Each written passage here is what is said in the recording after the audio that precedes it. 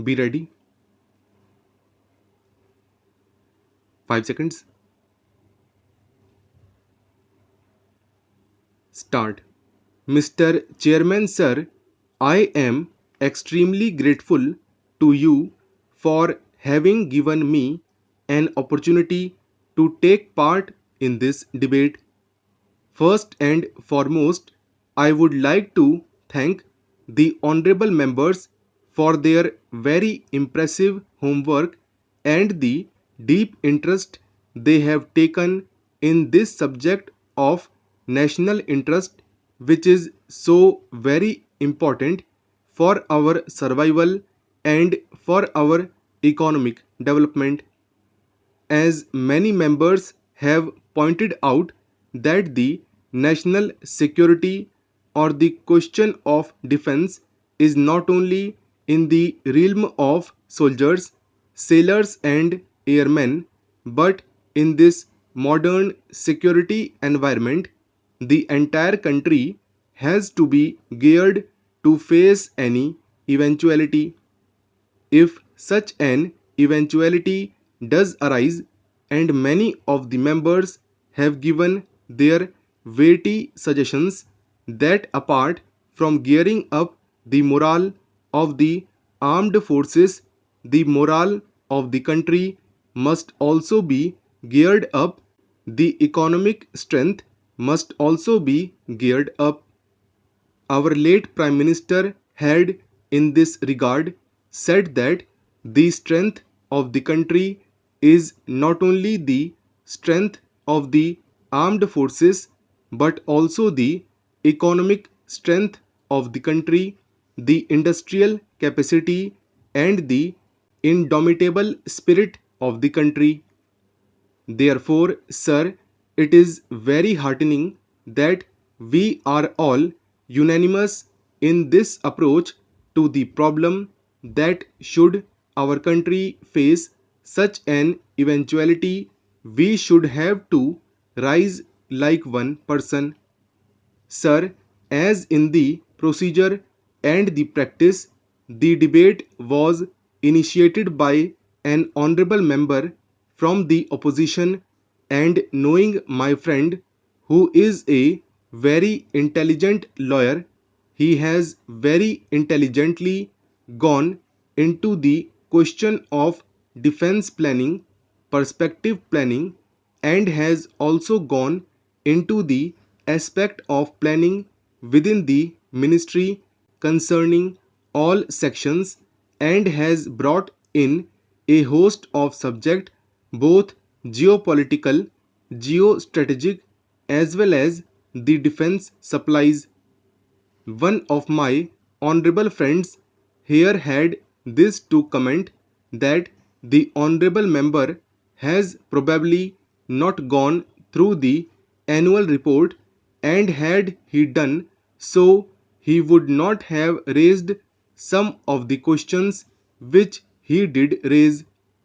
Sir, I will not be knave enough to any member who has not gone through the report. He has very much gone through the report. Not only has he gone through the report, but he has also gone through a lot of printed material very intelligently, and has given his political assessment of the question of national defense planning.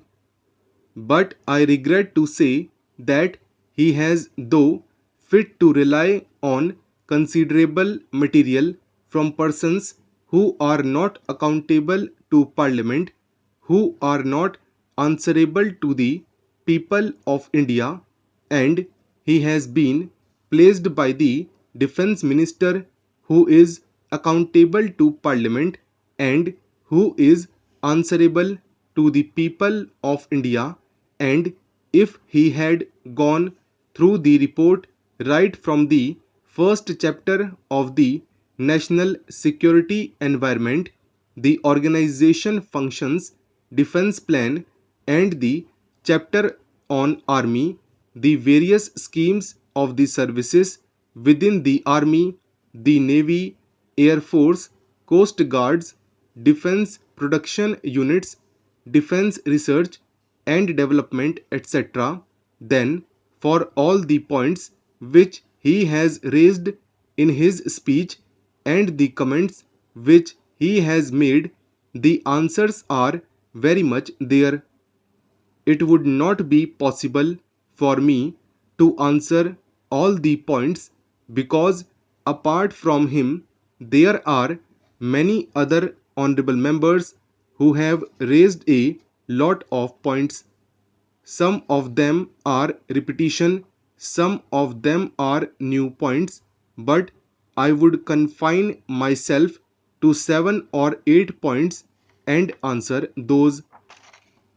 One of the point raised was about the civilian defense employees or the ordnance factories, about their requirements and their ongoing strike because my minister could not go to their function on 23rd February.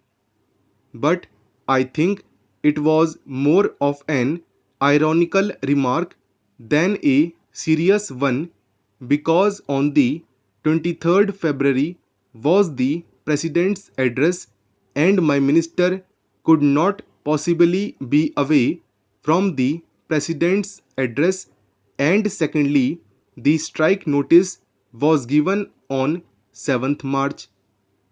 The notice was given at a time when the ministry was already seized of the matter, and I would like to refer to the matter of the fourth pay commission to which the honorable member has referred also, that the fourth pay commission's recommendations were not being implemented, nor is it in parity with the railways. That fact is that the fourth pay commission had recommended 5 scales of pay in which the industrial workers should be fitted in after getting their jobs evaluated by an expert classification committee. The Ministry of Defense had accordingly appointed an expert classification committee who, on the basis of the point rating system, determined the point score for various jobs. However, they recommended the placing of industrial workers in 9 scales of pay. Even though the federations have participated in the deliberations of the expert classification committee, the federations demanded the fitment of workers in 5 scales of pay as recommended by the pay commission, and it is being considered by us.